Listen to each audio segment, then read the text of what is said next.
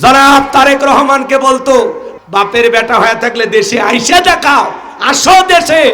আজকে সে দেশে আসছে, জনাব তারেক রহমান। কথা বলে ঠিক কিনা? কিন্তু যিনি ম্যাডাম এই কথা বলেছিল, উনি কি আর আছে? উনি পালিয়ে গেছে। কথা বলে ঠিক কিনা? এটা আল্লাহর ফয়সালা বাজান। আসসালামু আলাইকুম ওয়া রাহমাতুল্লাহি ওয়া বারাকাতুহু। আপনারা সবাই কেমন আছেন? যে ভাইরা দাঁড়িয়ে আছেন, অনুরোধ করে বলছি, ভাই মেহেরবানি করে একটু বসুন। এভাবে দাঁড়িয়ে থাকবেন না, পরিবেশটা দেখতে খারাপ দেখায়। এটা কোরআনের মাহফিল। আপনারা যারা কোরআন শোনার নিয়তে বসেছেন, আলহামদুলিল্লাহ, যদি ফাঁকা জায়গা থেকে একটু পূরণ করে আসেন। সামনে ফাঁকা আছে না? একটু কাছে আসেন। এলোমেলোভাবে বসবেন না, পরিবেশটাকে সুন্দর করুন। দাঁড়ানো ভাইরা সবাই বসেন, সবাই বসেন। রাস্তাঘাটে দোকানপাটে যারা আড্ডা মারতেছেন, অপচয় সময় নষ্ট করছেন, মেহেরবানি করে মাহফিলে চলে আসুন। এর আগে সরাসরি কোনো মাহফিলে আপনারা কি আমার আলোচনা শুনেছেন? কোথাও শোনেননি? কোথায়? বাসন্তী ওই জায়গায় কোন সূরা? সূরার নাম মুলক। আর কই শুনছেন, মনে আছে? হ্যাঁ, ওই একটাই। আচ্ছা, ঠিক আছে। আমি সালাম দিয়ে কথা বলা শুরু করছি। আশা করছি সকলেই সালামের জবাব জোরে সোরে দেবেন। আসসালামু আলাইকুম ওয়া রাহমাতুল্লাহি ওয়া বারাকাতুহু। আলহামদুলিল্লাহি রাব্বিল আলামিন ওয়াল আকিবাতু লিল মুত্তাকিন।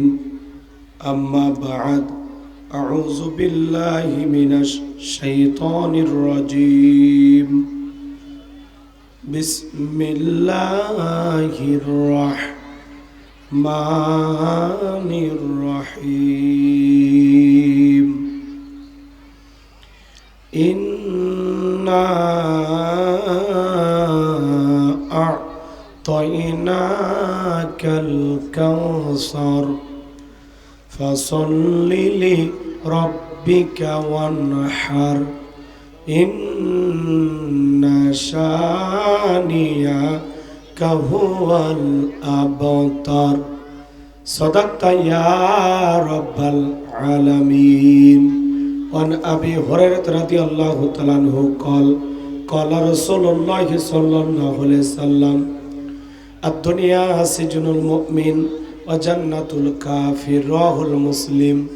وقال تعالى في شان حبيبي إن الله وملائكته يصلون على النبي يا أيها الذين آمنوا صلوا عليه وسلموا تسليما. সকলে দরুদ ইব্রাহিম পড়ুন। اللهم صل على محمد وعلى آل محمد كما صليت على إبراهيم وعلى آل إبراهيم إنك حميد مجيد.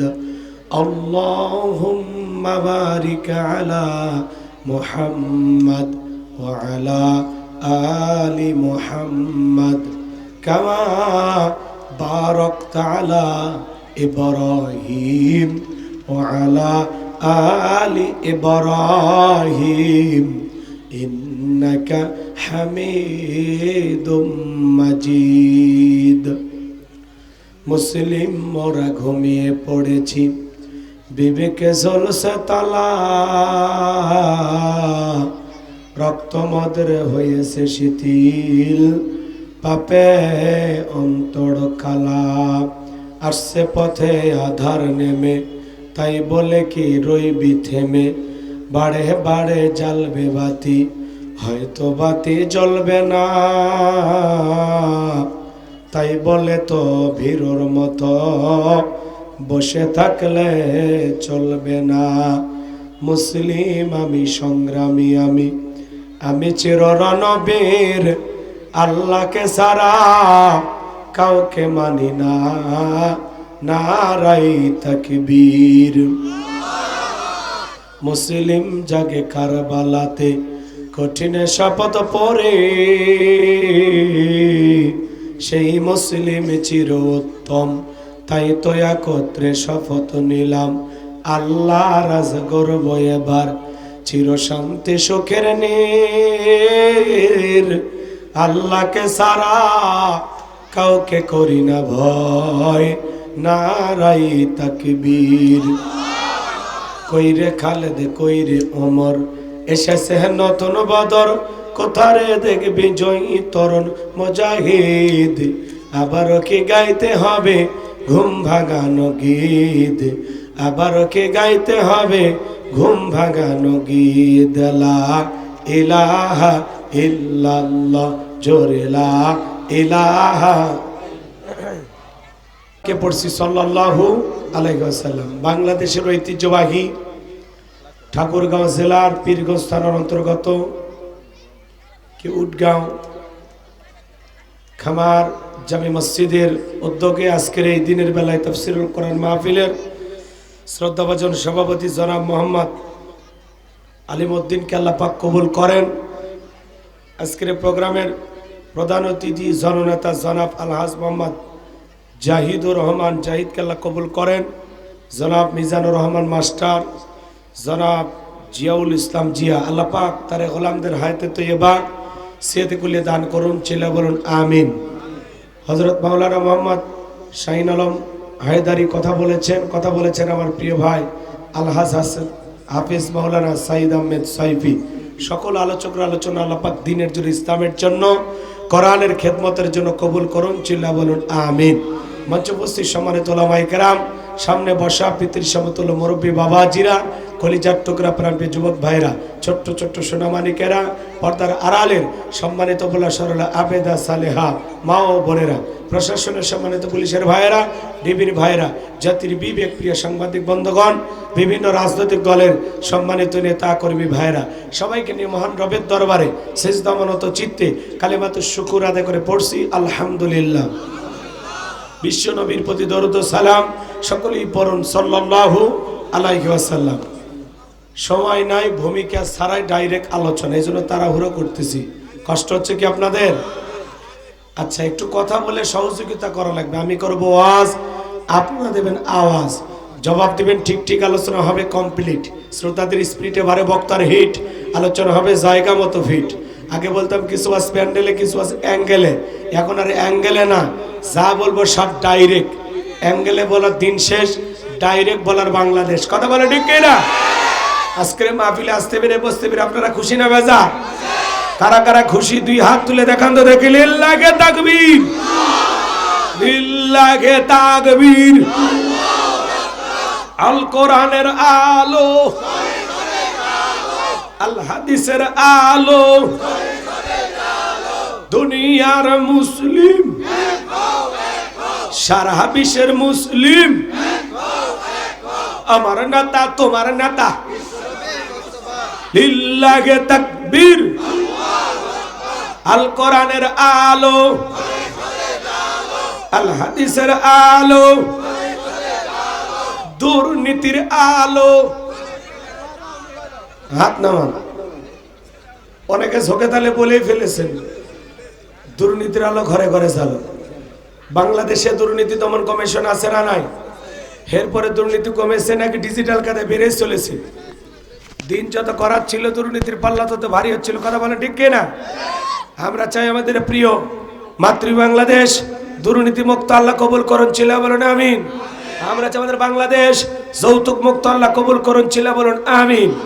আমরা চাই আমাদের বাংলাদেশ নাস্তিক মুক্ত, আল্লাহ কবুল করুন, চিল্লা বলুন আমিন। সম্মানিত ভাইরা আমার, ভূমিকা লম্বা কথা নয়, এবার ডাইরেক্ট আল্লাহর কোরআন থেকে আলোচনা রাখতে চাই। কারো কোনো সমস্যা আছে? ভাই যারা দাঁড়িয়ে আছেন, হাত দিয়ে 2-3 বার ইশারা দিলাম। আমার ইশারা তো বুঝবেন না, বান্ধবীর ইশারা ঠিকই বোঝেন। হুজুর মানুষের ইশারা তো কাজে লাগে না। একটু বসা লাগবে ভাই, বসা লাগবে। দাঁড়ায় থাকলে খারাপ দেখা। বসো না, এই যুবকে কথা বোঝো না, বোঝো না? বসা লাগবে, সোনা বসো, বাবু কথা শোনে, এই বাবা ভাতি যায়, বসো বসো, সবাই বসেন, কেউ দাঁড়ায় থাকবেন না, সবাই একটু বসেন।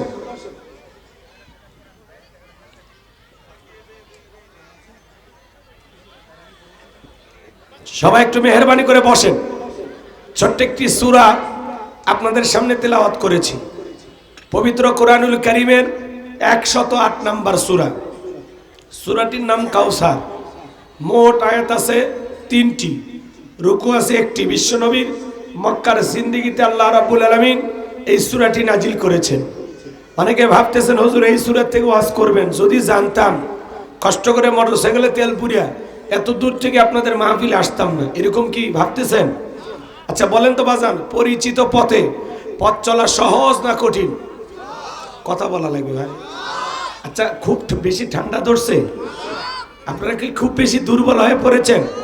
হ্যাঁ, একটু কথা বলা লাগবে। বলেন, পরিচিত পথে পথ চলা সহজ না কঠিন? পরিচিত মানুষের সাথে কথা বলে ভালো লাগে না খারাপ লাগে? পরিচিত পথে পথ চলা যেমন সহজ, পরিচিত মানুষের সাথে কথা বলে যেমন ভালো লাগে। বক্তা যদি পরিচিত আয়াত বা সূরা থেকে আলোচনা করে, সেইটা শুনলে আরো বেশি ভালো লাগবে, কারণ যে জিনিস যত বেশি জানবেন তাতে চর্চা কমে না বাড়ে। কথা আছে, এক একটা ফুলের এক একটা সুঘ্রাণ।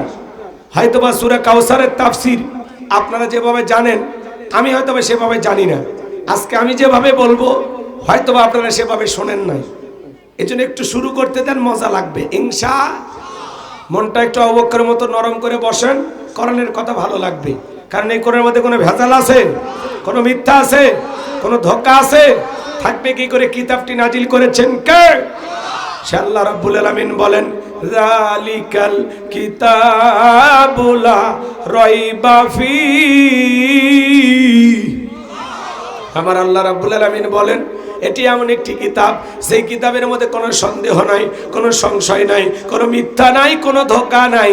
দেয়ার ইজ নো ডাউট। বলুন আল্লাহু আকবার। হুদাল্লিল মুত্তাকিন, মুত্তাকি বান্দাদের জন্য গাইডলাইন হিসাবে, পথ প্রদর্শক হিসাবে আসমান থেকে কিতাবটি নাজিল করেছেন কে? সেই কিতাবের আলোচনা শুনে লাভ না লস? জোরে বলেন।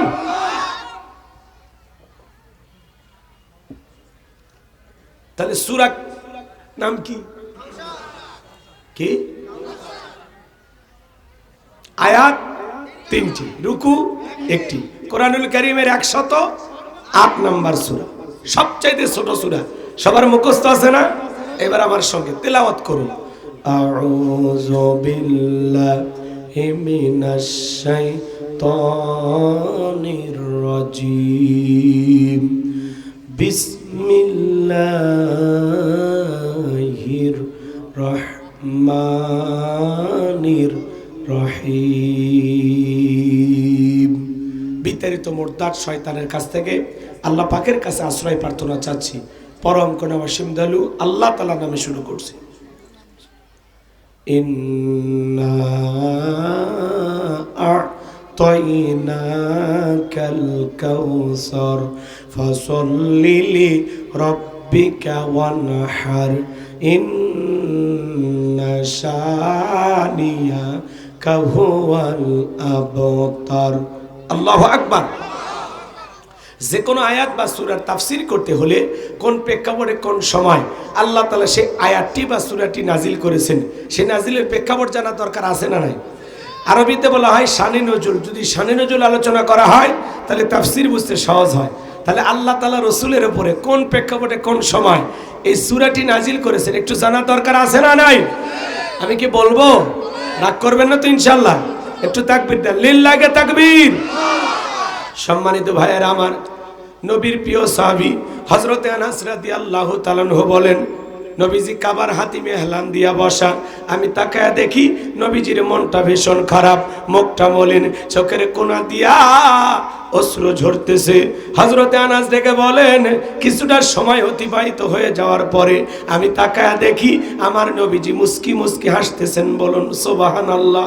হযরত আনাস ডেকে বলেন, নবী গো, এই মাত্র দেখলাম মুখটা মলিন, চোখের কোনা দিয়ে অশ্রু ঝরতেছে, আবার কেনই বা আপনি মুস্কি মুস্কি হাসেন? আমার নবী কেন কাঁদেন, কেন হাসেন? এর পেছনে রহস্য আছে না নাই? জোরে বলেন, আছে না নাই? নবীজির কান্না করার কারণ হলো নবীজির কলিজার টুকরা ছেলে সন্তানগুলো জন্ম নেয় আর এক এক ছেলে সন্তানগুলো মারা যায়। আবুল কাসেম মারা যায়, আবু তাহের মারা যায়, ইব্রাহিম মারা যায়। বাবা হিসাবে নবীর মনে কষ্ট লাগে কিনা? ছেলেগুলো জন্ম নেয় আর এক এক ছেলে সন্তানগুলো মারা যায়। নবীজির কাছের চাচা নাম হলো আবু লাহাব ডেকে বলে, ভাতিজা তোমার বংশে ভাতিজার কেউ থাকলো না, তুমি একটা লেজ কাটা, তুমি একটা নির্বংশ, তুমি একটা হাত খুরে। জোরে কন্যা উজুবিল্লাহ। যদিও রসুলের চারটি কন্যা সন্তান জীবিত ছিল, কিন্তু ছেলেগুলো জন্ম নেয় আর এক একে মারা যায়।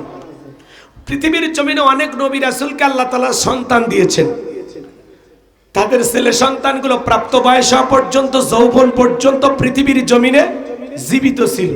কিন্তু রসুল আকরাম সাল্লাল্লাহু আলাইহি ওয়াসাল্লামের একটি ছেলেও কেন জীবিত থাকলো না? আল্লাহ তাআলা কেন তাদেরকে শিশুকালে উঠিয়ে নিলেন?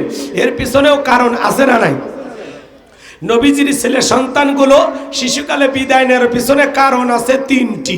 জোরে বলেন কয়টি? নবীর উম্মত হিসেবে জানতে মনে চায় না যে রসুলের ছেলে সন্তানগুলোকে আল্লাহ তাআলা কেন জীবিত রাখলেন না, কেন তাদেরকে শিশুকালে উঠিয়ে নিলেন? এর পিছনে কি সেই তিনটি কারণ, কি সেই তিনটি রহস্য একটু জানা দরকার আছে। কারা কারা শুনবেন একটু হাত তুলে দেখেন তো বাজান। লিল্লাহি তাকবীর। হাত নামান। নবীর সম্মান মর্যাদা আমরা অনেকেই বুঝি না। এক জায়গায় ওয়াজ করলাম, ভাই বলেন তো আমাদের নবীর নাম কি? বলে হুজুর আব্দুল কাদের জিলানী।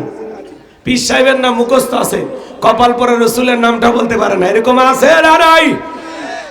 আমার ভাইয়েরা গভীর মনোযোগ দিয়ে কথাগুলো শুনবেন। রসুলের ছেলে সন্তানগুলো কেন মারা গেল? একটি ছেলে কেন জীবিত থাকলেন না? কি সেই তিনটি কারণ? যদি আমি বলতে চাই 3 নাম্বার আয়াতের আলোচনা করা লাগবে, আমি কি 1 নাম্বার আয়াত বাদ দিয়ে 3 নাম্বারে যাব, নাকি আস্তে আস্তে শুরু করা যাক? ধৈর্য আছে তো ভাই? একটু থাকবেন তো ইনশাআল্লাহ? শোনেন, মনোযোগ দিয়ে শুনবেন। রসুল আকরাম সাল্লাল্লাহু আলাইহি সাল্লামের কাছের চাচা আবু লাহাব কি সমালোচনা করে? ভাতিজা তুমি একটা লেজ কাটা, তুমি একটা নির্বংশ, তোমার বংশে ভাতিজার কেউ নাই। আপনারাই বলুন বাজান, আল্লাহ না করুক আপনার আমার সন্তান যদি মারা যায়, কাছের আত্মীয় স্বজনদের উচিত বিপদের দিনে সান্ত্বনা দেওয়া। বাবা তুমি সবর করো, ধৈর্য ধারণ করো, জীবন মৃত্যুর মালিক আল্লাহ, আল্লাহ সন্তান দিয়েছে, আল্লাহ নিয়েছে, মন খারাপ করো না। আল্লাহ যদি চায় বছর না ঘুরতে আবারও তোমাদের ঘর আলোকিত করে সন্তান দিতে পারেন, তিনি কে? তাহলে কাছের মানুষদের উচিত বিপদের দিনে সান্ত্বনা দেওয়া। কিন্তু নবীর চাচা আবু লাহাব এতটাই খারাপ, সান্ত্বনা দেওয়া দূরের কথা, বিশ্ব নবীর ছেলে সন্তানগুলো মারা যায় আর এই ব্যক্তিটা সমালোচনা করে। মনে রাখবেন বাজান, শুধু আবু লাহাব একাই খারাপ না, ওর বউও খারাপ। এরা স্বামী স্ত্রী দুইটাই খারাপ। আবু জেলের চাইতে আবু লাহাব বেশি খারাপ। আল্লাহ আবু জেলের নামে কোনো সূরা দেয়নি, কিন্তু আবু লাহাবের নামে সূরা দিয়েছেন। আর কাছের মানুষ যদি বেশি কষ্ট দেয়, এই কষ্টটা কম লাগে না বেশি লাগে? কাছের মানুষদের উচিত বিপদে সান্ত্বনা দেওয়া, কিন্তু উল্টা এসে কাটা খায় নুনের সিটে মারতেছে। কথা কি বুঝতে পারতেছেন? রাগ করেন আমার উপরে নাকি? একটু মন খারাপ করতেছেন, একটু হালকা, তাই না? যে হুজুরের গলা একটু এলোমেলো মনে হচ্ছে, একটু ধৈর্য ধরেন, আল্লাহ চাইলে সব ঠিক হয়ে যাবে। সারা রাত ঘুম নাই তো, ঘুম না পারলে গলা ক্লিয়ার হয় না। কথা কি বুঝতে পারেন? সারাদিন জার্নির উপরে তাকা লাগে। এই জন্য গরম পানি চাচ্ছি যে 2-3 বার একটু গরম পানি দিয়ে একটু ধার দিই, ক্লিয়ার হবে। চা খেলে ক্লিয়ার হবে না? গরম গরম পানি। কষ্ট পাচ্ছেন আপনারা? আমার দিকে তাকান। সম্মানিত ভাইরা আমার, রসুলের ছেলে সন্তানগুলো আল্লাহ তাআলা কেন শিশুকালে উঠিয়ে নিলেন, কি 3টি কারণ আমি 3 নাম্বার আয়াত থেকে আপনাদেরকে শোনানোর চেষ্টা করব ইনশাআল্লাহ। এইবার শোনেন, একদিকে সন্তান হারানোর ব্যথা, কাফেরদের সমালোচনা, অন্যদিকে সাহাবা ইকরাম যারা ইসলাম ধর্ম গ্রহণ করে তাদের উপরে কাফের বেঈমান নির্যাতন জুলুমের স্টিম রোলার চালায়। হযরতে বেলাল রাদিয়াল্লাহু তাআলা আনহু তখনও কালেমা পড়ে মুসলমান হননি। রাসূল আকরাম সাল্লাল্লাহু আলাইহি সাল্লাম রাতের বেলায় দারুল আরকামে বসা, নবীজি রসুলের দরবারে হযরতে বেলাল উপস্থিত হলেন। নবীজির চেহারা মোবারকের দিকে তাকাইয়া ডেকে বলেন, নবী গো, আপনার চাইতে সুন্দর মানুষ আমি জীবনে কোনোদিন দেখি নাই। বলুন সুবহানাল্লাহ। আপনার আমার নবী কতটা সুন্দর ছিলেন জানেন? হযরতে জাবের রাদিয়াল্লাহু তাআলা আনহু বলেন, পূর্ণিমার রাত আমি রাসূলের বাড়িতে গিয়েছিলাম, সেদিন দেখেছিলাম চাঁদ উদয় হয়েছে দুইটা, একটা চাঁদ আসমানে আর একটা চাঁদ জমিনে। হযরতে জাবের বলেন, আমি একবার আকাশের পূর্ণিমার চাঁদের দিকে তাকাই, আর একবার নবীজির চেহারার দিকে তাকাই, ওই আকাশের পূর্ণিমার চাঁদের চাইতেও আমার নবীকে আমার কাছে বেশি সুন্দর মনে হয়। একটু জোরে কন্যা সুবহানাল্লাহ। আপনার আমার নবী কতটা সুন্দর ছিলেন জানেন? আম্মা জান আয়েশা ডেকে বলেন, মিশরের নারীরা ইউসুফ নবীর চেহারার দিকে তাকাইয়া ফলকার থেকে আঙ্গুল কেটে ফেলে দিয়েছিল। ওরা যদি একবার আমার নবীর চেহারার দিকে তাকাইতো, শুধুমাত্র আঙ্গুল নয়, আঙ্গুল কাটতে কাটতে, হাত কাটতে কাটতে কখন যে নিজের কলিজা কেটে দুফাক করে দিত, মুহূর্তের জন্য টের পাইতো না। আপনার আমার নবী এতটাই সুন্দর। আম্মা জান আয়েশা আরো বলেন, ও দুনিয়ার মানুষ, তোমাদের একটা সূর্য আছে, আমি আয়েশার একটা সূর্য আছে। তোমাদের সূর্য উদয় হয় দিনের বেলায়, আর আমি আয়েশার সূর্য উদয় হয় রাতের বেলায়। আম্মা জান আয়েশা একদিন রাতের বেলায় সিলাইয়ের কাজ করতেছিলেন, হাত থেকে সুইটা পড়ে গেল, বাতিতে কোনো তেল ছিল না, বাতি জ্বালাইতে পারলেন না, অপেক্ষায় বৈশা থাকলেন। নবী যখন এশার সালাত আদায় করার পরে ঘরের ভিতরে প্রবেশ করে সর্বপ্রথম নবীজি আম্মা জান আয়েশাকে সালাম দিলেন। নবী ঘরে ঢুকে স্ত্রীকে কি দিলেন? কথা কয় না। আপনি আমি যখন বাড়িতে প্রবেশ করব, বউকে সালাম দেওয়া দরকার আছে না নাই? জোরে বলেন, দরকার আছে না নাই? বাড়িতে যা বউকে সালাম দিবেন, আসসালামু আলাইকুম রহিমা, কেমন আছো সোনা? ঘরের দরজাটা খোলো না, আমি তোমার লিটনের বাপ, তোমার দিওয়ানা। বউ খুশি হয়ে দরজা খুলবে। কথা বলে ঠিক কি না? কিন্তু আমাদের ব্যবহার এত মিষ্টি না। ঘরে দরজা চিৎকার মেরে ডাক দেয়, এ রুবেলের মায়ের দরজা খোল, বেশি দেরি হলে দরজা ভেঙে ফেলে দেয়া, আজ তোর পিঠের উপর কি যে হবি রে। ভিতর থেকে বউ বলে, স্বামী না সেকেন্ড আজরাইল। কথা কন, কথা কন। স্বামী স্ত্রীর মধ্যে সালাম আদান প্রদান হলে আল্লাহর পক্ষ থেকে রহমত নাজিল হয়। স্বামী স্ত্রীর মধ্যে সালাম আদান প্রদান হলে ইকো একটু কমায় দেও, খালি বাড়ি খেচ্ছে, ইকো ইকো একটু কম দেও। হ্যাঁ, আমার দিকে তাকান, কষ্ট হচ্ছে? সব ঠিক আছে বাবা, খালি ইকো একটু কমায় দাও। সালাম আছে যেখানে শান্তি আছে, সালাম আছে যেখানে সমাধান আছে। স্বামী স্ত্রীর মধ্যে সালাম আদান প্রদান হলে একে অপরের প্রতি শ্রদ্ধা, ভক্তি, বিশ্বাস, ভালোবাসা বেড়ে যায়। শোনেন, স্ত্রীকে সালাম দিয়ে শুধু চুপ করে থাকবেন না। লোকজন যদি আশেপাশে না থাকে তাহলে বইয়ের হাতটা ধরে মুসাফা করবেন। এ যুবক, কার হাত? তোমরা এতিম, তোমাদের বউ নাই না? এই যুবক, কার হাত ধরে মুসাফা করবা? বইয়ের হাত, পাশের বাড়ি ভাবির হাত না, ধরলে ঝাঁটা দিয়ে পিটাবে। কথা ঠিক না? বইয়ের হাত ধরে মুসাফা করবেন। একেবারে যদি ময়দান ফাঁকা থাকে কোলাকুলিও সেরে নেবেন। যদি একসাথে তিনটা আমল করতে পারেন, আপনাদের দাম্পত্য জীবনে কোনোদিন বিচ্ছেদ ঘটবে না, তালাক হবে না। আল্লাহু আকবার কন। আজকে সকালে বিয়ে করে সন্ধ্যায় তালাক দেয়, সন্ধ্যায় বিয়ে করে সকালে তালাক দেয়। তালাকের সংখ্যা কমছে না বাড়ছে? আর এই তালাকের দিক দিয়ে পুরুষের চাইতে নারীরা এগিয়ে। 80% নারী স্বামীকে ডিভোর্স দেয়। এ কথা কর না কে? আর তালাক মাত্র দেয় 20% পুরুষ। আর অধিকাংশ নারী একটু 19-20 হয়ে গেলে কত টাইম আছে, 10টা লাইনে দাঁড়ায় সর, এই কথা কয়ে স্বামীরে তালাক দিয়ে চলে যায়। তবে ঠাকুর গায়ে এরকম হয় না, কিন্তু এগুলো ভারতে চলতেছে, এই দেশে শুরু হয়নি। রাগ করতেছেন নাকি আপনারা? আমার ভাইয়েরা, মন খারাপ করবেন না বাজান। আজকে দাম্পত্য জীবনে সুখ নাই, শান্তি নাই, কারণ পরিবারের ভিতরে ইসলাম নাই, রসুলের সুন্নত নাই। কথা কর। প্রত্যেকটা স্বামী স্ত্রী যদি জীবনে সুখী হতে চায়, নবীজির 4টি সুন্নত আমল করা লাগবে। জোরে বলেন কয়টি? জোরে বলেন কয়টি? আরো জোরে, জোরে ভালো না। একটু মিছিল করে অভ্যাস করেন। সামনে মিছিল করা লাগবে। 16 বছর মিছিল করতে পারেননি, সামনে 16 বছরে কাজ আদায় করা লাগবে। এদিকে তাকান, কয়টা সুন্নত? স্বামী স্ত্রীর দাম্পত্য জীবনে সুখ আর শান্তি পেতে গেলে 4টি সুন্নত কি কি শুনবেন? আমি কি বলবো এখনই? না, একটু অপেক্ষা করেন, পরে বলতেছি। এখন বললে আলোচনা এলোমেলো হয়ে যাবে, সামনের দিকে যাওয়া লাগবে। কষ্ট হচ্ছে আপনাদের? আমার ভাইয়েরা, আম্মা জান আয়েশা ডেকে বলেন, নবী যখন সালাম দিয়ে প্রবেশ করলেন, নবীজির চেহারার আলোতে সুইটা কই পড়ে আছে আমি পরিষ্কার দেখতে পেয়েছি। বলুন সুবহানাল্লাহ। আরে কেমন নবী পাইছি বাজান, যে নবী হ্যাঁ বললে তামাম পৃথিবীবাসীর জন্য আল্লাহ পাক হালালে পরিণত করে দেয়, যে নবী না বললে তামাম পৃথিবীবাসীর জন্য আল্লাহ পাক হারামে পরিণত করে দেয়। আসমানের চাঁদের দিকে ইশারা করলে চাঁদ দুই টুকরো হয়ে যায়, জমিনে পা তুললে মাওলা পাকের আরশে আজিমে পৌঁছে যায়। এই সেই রজব মাস, যে মাসে রাসূলের সাথে আল্লাহ তাআলা মেরাজ করেছিলেন। এই সেই রজব মাস, মেরাজের মাস। এই মাসেই রাসূল আকরাম সাল্লাল্লাহু আলাইহি সাল্লামকে আল্লাহ তাআলা এই ধরনী থেকে তুলে নিয়ে যায় তার রাজধানীতে, যেখানে আরশে আজিম, সেখানে নিয়ে যায় দুই বন্ধু গল্প করেছেন, সাক্ষাৎ করেছেন। আল্লাহু আকবার বলেন। কষ্ট হচ্ছে নাকি আপনাদের? সেখান থেকে আমরা সালাত পাইছি, কথা কয় না, কি পাইছি? সালাত পাইছি। খবর সামনে গেলে একটু মজা পাবেন, গভীর মনোযোগ দিয়ে শোনেন বাজান। আপনার আমার নবীর সম্মান মর্যাদা কত! যেই ছাগলের স্তনে দুধ নাই, রাসূল হাত লাগায় দিলে দুধে পরিপূর্ণ হয়ে যায়। যেই খাবার 2-3 জন মানুষ খাবে, ওই খাবারে নবীজির হাতটা লেগে গেলে শত শত মানুষ খাবার খেয়েও ওই খাবার যেমন তেমনই থাকতো। বলুন সুবহানাল্লাহ। নবীজি জমিনে পথ চললে আসমানের মেঘ এসে ছায়া প্রদান করত। যেই নবীর চেহারার উপরে মশা মাছি পড়া হারাম ছিল, নবী যখন ঘেমে যেতেন, আম্মা জানেরা নবীজির দেহের ঘামগুলো সুগন্ধি হিসেবে ব্যবহার করত, শিশির ভিতরে জমা রাখতেন, আর বিশেষ দিনে সুগন্ধি হিসেবে ব্যবহার করা হতো। নবী যখন ওযু বানাইতেন, ওযুর পানি দিয়ে সুগন্ধি বের হয়ে যাইতো। আল্লাহু আকবার। সেই নবীর চেহারার দিকে তাকাইলে পেটের ক্ষুধা নিবারণ হয়ে যাইতো।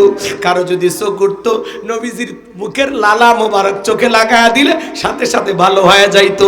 চিৎকারে মেরে বলুন না সুবহানাল্লাহ। সেই নবীর কাছে বেলাল কথা মনে আসে না নাই?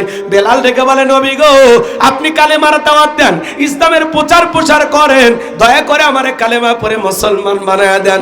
হযরতে বেলালের কথা শোনার পরে নবীজি কালেমা পড়া দিলেন, লা ইলাহা ইল্লাল্লাহু মুহাম্মাদুর রাসূলুল্লাহ সাল্লাল্লাহু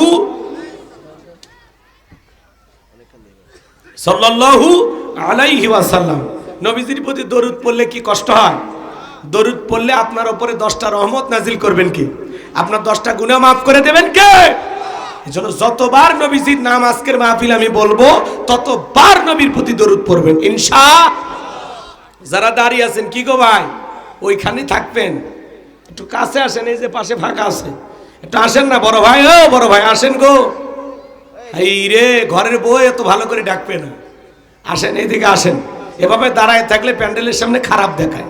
যদি বসেন একটু ভদ্র ভাবে, সুন্দর পরিবেশ, তাই না ভাই? মোটামুটি ভরে গেছে, খালি এই সাইডে কয়েকজন বসলে প্যান্ডেলে ভরে যাবে। তারপরে দাঁড়ায় থাকেন, আমাদের আফসোস নাই। কষ্ট হচ্ছে নাকি আপনাদের? আমার দিকে তাকান বাজান গো আমার। হযরতে বেলাল যখন কালেমা পড়ে মুসলমান হয়ে গেল, নবী ডেকে বলে, বেলাল, ইসলামের অবস্থা ভালো না, কালেমা পড়েছো, আপাতত প্রকাশ করা যাবে না। আপনারা বলেন তো বাজান, ইসলামের অবস্থা কি সব সময় ভালো থাকে? আজও তামাম পৃথিবীর দিকে তাকায় দেখেন, যেখানে মুসলমান সেখানে নির্যাতন জুলুম আছে না নাই? আজও ফিলিস্তিনের জমিনে মুসলমানের রক্ত নিয়ে খেলা করে নেতানিয়াহু। আজও চীনের উইগুরে মুসলমানদেরকে হত্যা করা হয়। আজও ভারতের জমিনে গরুর গোশত খাওয়ার অপরাধে মুসলমানকে পিটানো হয়। কথা বলা লাগবে। আজও যেখানে মুসলমান সেখানে নির্যাতন জুলুম আছে না নাই? তামাম পৃথিবীর জালেম আর বেঈমানরা, ওই সাদা চামড়ার দলেরা ঐক্যবদ্ধ হয়েছে পৃথিবীর জমিন থেকে ইসলাম আর মুসলমানকে মুছে ফেলে দিবে। কিন্তু ওরা তো জানে না ইসলামের সুইচ আছে কার হাতে। আমার আল্লাহ বলেন, ইউরিদুনা লিতুফিউ নূরাল্লাহি বিআফওয়াহিহিম আল্লাহু মুতিম্মু নূরিহি ওয়ালাউ কারিহাল কাফিরুন। সূরা সফ আয়াত নাম্বার 8 আল্লাহ রাব্বুল আলামিন জানিয়ে দিলেন, কাফেররা চায় মুখের ফুৎকারে দিনের আলোকে, ইসলামের আলোকে, কোরআনের আলোকে নিভায়া দিতে। আমার আল্লাহ ডেকে বলেন, আল্লাহু মুতিম্মু নূরিহি, এই জমিনে দিনের আলোকে, কোরআনের আলোকে, ইসলামের আলোকে আমি আল্লাহ রাব্বুল আলামিন প্রতিষ্ঠিত করেই ছাড়ব। যদিও কাফের বেঈমানদের অন্তরে যত ধরনের জ্বালা যন্ত্রণা হোক না কেন, কথা বলেন ঠিক কিনা? যারাই মুসলমান রক্ত নিয়ে খেলা করে, এদের জীবনের পরিণতি ভালো হয় না, কথা বলে ঠিক কিনা? বাংলাদেশেও যারা শাপলা চত্বরে রাতের আধারে আলেমদেরকে হত্যা করেছিল, হাফেজদেরকে হত্যা করেছিল, এদেশের সোনার মানুষদেরকে ফাঁসির দড়িতে ঝুলিয়েছিল, মিথ্যা মামলা হামলা দিয়া হাজার হাজার মানুষকে যারা জেলখানায় বন্দী করেছিল, যারা জুলাইয়ে হাজার হাজার মায়ের বুক খালি করেছিল, আজকে তারা ক্ষমতার চেয়ার রেখে বাংলাদেশ থেকে পালিয়ে গেছে। কথা কান ঠিক কিনা? এই জন্য মনে রাখবেন, জুলুম কখনো চিরস্থায়ী হতে পারে না। কথা বলেন। যারা জুলুম করে তাদেরকে পরাজিত করবেন কে? যারা জুলুম করেন তাদেরকে পরাজিত করবেন কে? আমার ভাইয়েরা, বিগত ফ্যাসিস্ট যারা জালেম স্বৈরাচার ছিল, আজকে তারা ক্ষমতার চেয়ারে নাই। আমরা বারবার বলেছিলাম ম্যাডাম পদত্যাগ করেন। আল্লাহ বলে কিসের পদত্যাগ? যে অন্যায় অপরাধ করেছে শুধু পদত্যাগ না, আমি আল্লাহ ওদেরকে দেশ ত্যাগ করতে বাধ্য করব। কথা কয় নাকি? আজকে আছে নাই, সব রেখে চলে গেছে। কত বাহাদুরি করত, কত দাম্ভিকতা করত, কত অহংকার করত। এদেশের মানুষকে গন্তই না, পাত্তাই দিত না। ক্ষমতাকে বাপ দাদার পৈতৃক সম্পত্তি মনে করেছিল। কিন্তু আল্লাহর খেলা, ইন্না বাতশা রাব্বিকা লাশাদীদ, আল্লাহর পাকড়াও বড় কঠিন। আল্লাহ ধরে ধরে না, যেদিন ধরবে মামু বাড়ি দিল্লি গিয়ে পড়বে। কথা কোন ঠিক কিনা?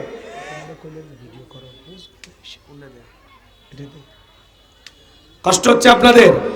এই জন্য ভাইরা আমার, যারা জুলুম করে তারা কখনো চিরস্থায়ী ভাবে ক্ষমতার চেয়ারে টিকে থাকতে পারবে? এই পৃথিবীর জমিনে যত বড় জালেম, তাকে মারার জন্য আল্লাহর অস্ত্র তত ছোট। কথা বলে ঠিক কিনা? আজকে যিনি জুলুম করেছিল আছে জানেন, এমপি মন্ত্রী সব পালে গেছে। নানান ধরনের কথা বলতো, মিথ্যা তহমত দিত, মিথ্যা অপবাদ দিত। নিজেদের তৈরি করা ট্রাইব্যুনালে নিজের নামে ফাঁসির রায় হয়ে গেছে। যে গর্ত করেছে নিজের গর্তে নিজে পড়েছে। কথা বলে ঠিক কিনা? বিএনপির ভারপ্রাপ্ত চেয়ারম্যান জনাব তারেক রহমানকে বলতো, বাপের বেটা হয়ে থাকলে দেশে আসো। কথা কন, কথা কন। বলতো না, বাপের বেটা হয়ে থাকলে দেশে আসো, বিদেশে পালিয়ে আসো কেন? দেশে আসো। আজকে দেখেন আল্লাহর কি খেলা। যেই বলেছিল দেশে আসো বাপের বেটা হয়ে থাকলে, আজকে সে বাংলাদেশে ফিরে এসেছে। আর যে কথা বলেছে আজকে সে পালিয়ে বেড়াইতেছে। কথা কোন ঠিক কিনা? এটা আল্লাহর খেলা। সে বড় বড় কথাই বলতো, আজকে মা অসুস্থ, দেখতেও আসো না। বাপের বেটা হয়ে থাকলে দেশে আইসা দেখাও, আসো দেশে। আজকে সে দেশে আসছে, জনাব তারেক রহমান। কথা বলে ঠিক কিনা?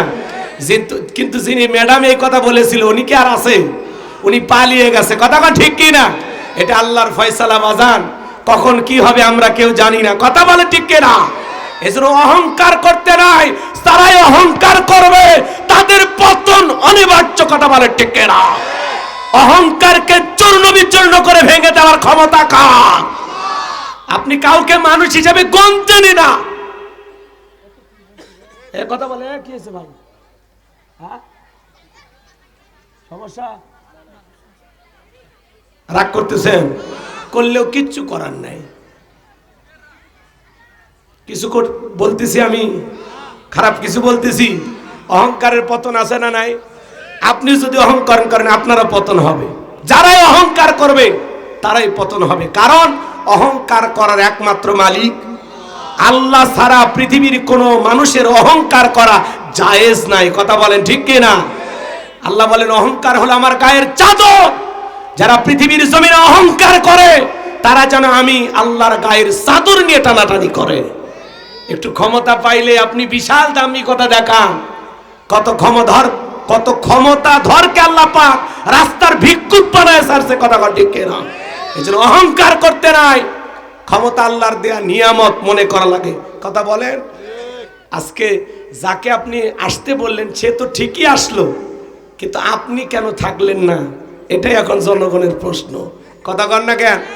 আজকে জনাব তারেক রহমান শাহজালাল আন্তর্জাতিক বিমানবন্দরে আসার পরে তিনি প্রধান উপদেষ্টাকে ফোন দিয়ে ধন্যবাদ জানিয়েছেন। এরপরে দেখলাম যে উনি সেখান থেকে বের হওয়ার পরেই জনাব তারেক রহমান সর্বপ্রথম পায়ের জুতা খুললেন। খোলার পরে একটু মাটিতে পা রাখলেন।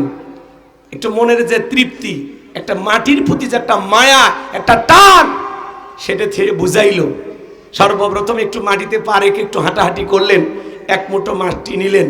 এই মাটির প্রতি, একটা দেশের প্রতি মানুষের কতটা টান। যারা বিদেশে থাকে ওরা বোঝে যে আসলে একটা দেশের প্রতি একটা মানুষের কত নারীর টান থাকে। কথা বলে ঠিক কিনা? সে দেশকে ভালোবাসে, দেশের জন্য অনেক মায়া। ওনার বাবা এই দেশের জন্য অনেক কিছু করেছেন, ওনার মাও করেছেন। জীবন মৃত্যুর সন্ধিক্ষণে তার মা এখন হাসপাতালে, সর্বপ্রথম সে তার মাকে দেখতে যাবে। আমরা যতটুকু জানতে পেরেছি মাকে দেখতে যাবেন, তবে সেখানে এত নেতাকর্মী ভিড় করছে, সেনাবাহিনীর ভাইরাই ঠান্ডার দিনে গরম দিতেছে, সবগুলোরে পিঠায়া সাইজ করতেছে। মানে নেতাকর্মী ভিড় বেশি তো এই জন্য পিটান শুরু করছে সেনাবাহিনীর ভাইরা, দেখলাম। তো সম্মানিত ভাইরা আমার, আমি যে কথা বলতে চাই, আল্লাহ রাব্বুল আলামিন যেন তিনবারের সাবেক প্রধানমন্ত্রী দেশনেত্রী বেগম খালেদা জিয়াকে আল্লাহ শেফায়ে কামেল আজেলা দান করেন, সুস্থতার নিয়ামত দিয়ে ধন্য করেন। জোরে বলেন আমিন। এজন্য বলতে চাচ্ছিলাম